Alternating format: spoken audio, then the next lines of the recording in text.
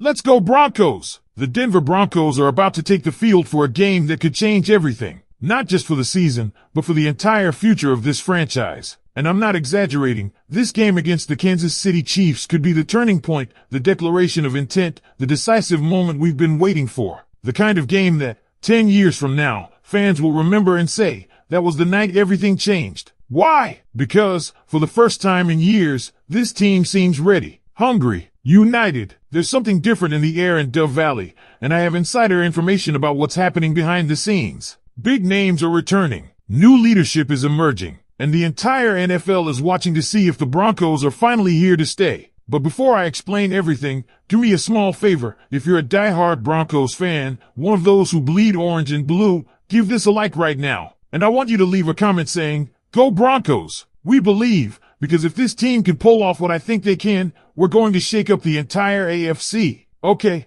let me tell you exactly what's going on, because you won't believe how important this game is. This is it, the biggest game of the season by far. The Denver Broncos are heading into their most critical showdown yet, and it's not just about football anymore, it's about legacy, momentum, and proving to the entire NFL that this isn't the same old Broncos team. Everything leading up to this has been a dress rehearsal. The matchups with Buffalo, New England, Indy, they've all been stepping stones. Now it's the ultimate test. Can the Denver Broncos beat the defending Super Bowl champions? All eyes are locked on Denver. The football world will be watching as the Broncos take the field against Patrick Mahomes and the Kansas City Chiefs. But here's the kicker. There's a buzz around this locker room. Marvin Mims Jr. is back. Lil Jordan Humphrey has been re-signed. And most importantly, there's a fire lit under this team. Alex Singleton has been vocal. This roster is not backing down. They're playing with edge, with attitude, and with belief. And now we get to the chess match. Because if you want to beat the Chiefs, you don't just show up, you punch them in the mouth from the opening snap. Sean Payton and this coaching staff have a plan,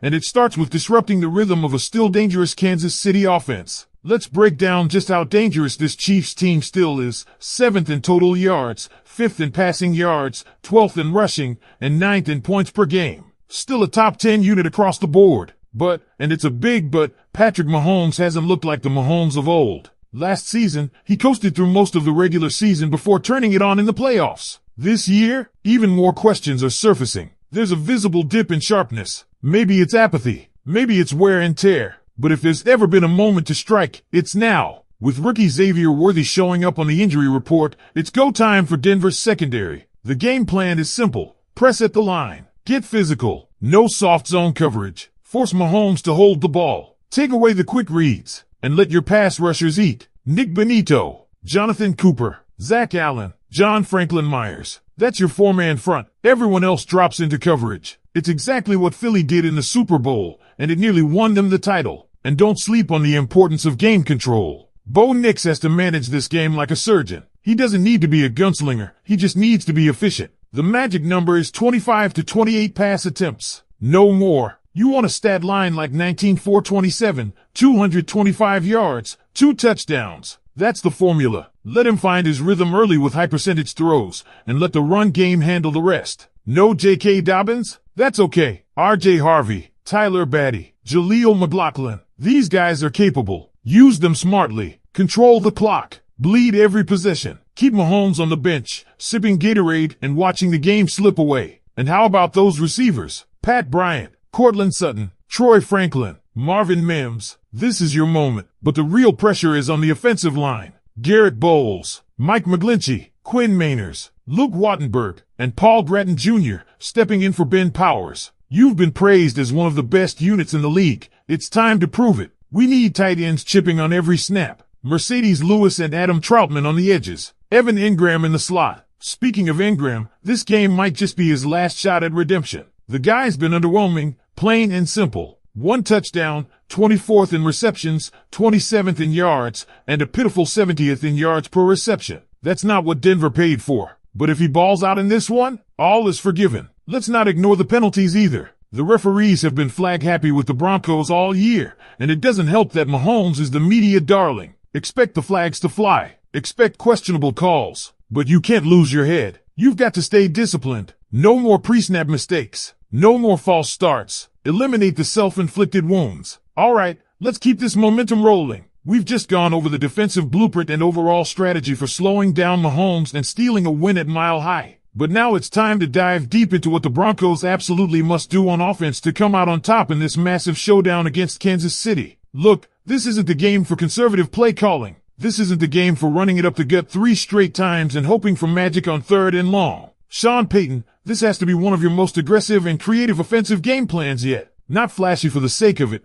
but precise, calculated, balanced. You've got a quarterback in Bo Nix who has proven he can command the offense when you let him settle into a rhythm. But like I said earlier, he's a momentum guy. The highs are high, but when things get erratic and he's forced to throw 40+ times, you risk the offense stalling. So what's the key here? First, tempo. Control the pace. You don't have to go hurry up, but you need to dictate the flow. That means starting strong. Get Bo into the game with short to intermediate throws. Maybe a designed rollout to get him out of the pocket early. Quick slants, crossers, plays that let him see the field cleanly. You don't want to test Kansas City's defense deep right away. You want to draw them in, soften the box, and then strike. And let's talk about the backfield. Even without J.K. Dobbins, this running back trio of R.J. Harvey, Tyler Batty, and Jaleel McLaughlin gives you versatility. You've got Harvey's downhill power, Batty's shiftiness in space, and McLaughlin's electric speed. Mix them in early and often. And don't be afraid to get creative, screen passes, wheel routes, misdirections, even motioning them into the slot. Each one of these guys brings something unique, and in a game like this, where time of possession could decide the winner, you need them all firing. But maybe the biggest piece of this offensive puzzle? The trenches, the offensive line. These 5 guys have a chance to completely control this football game. If they can keep Bo clean and carve out rushing lanes, the Broncos offense can sustain long drives, and more importantly, keep Mahomes watching from the sideline. Garrett Bowles and Mike McGlinchey on the ends have to be stone walls. Mainers and Wattenberg inside need to hold the point of attack. And Gretton Jr., this is your shot. You're stepping in for Powers, and this is your opportunity to cement your spot. No pressure, right? Now, I want to go back to the receiving group, because this is where Denver can really exploit matchups. Courtland Sutton is your alpha, period. You've got to pepper him with targets. He's a physical mismatch, especially against Kansas City's press coverage. You want a 3rd and 8 conversion? Feed Sutton on a back shoulder fade. You need to jumpstart a drive? Get him working on those outs and digs. He's the tone setter.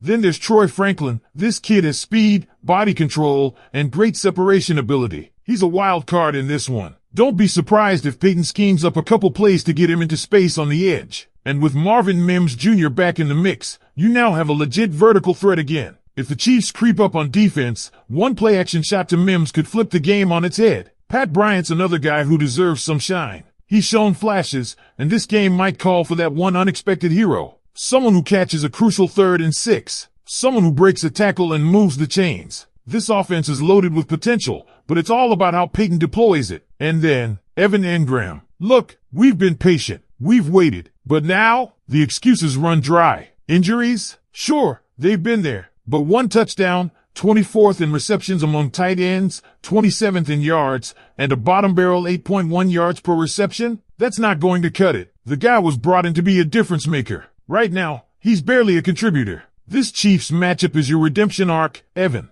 The script is written, you just have to deliver.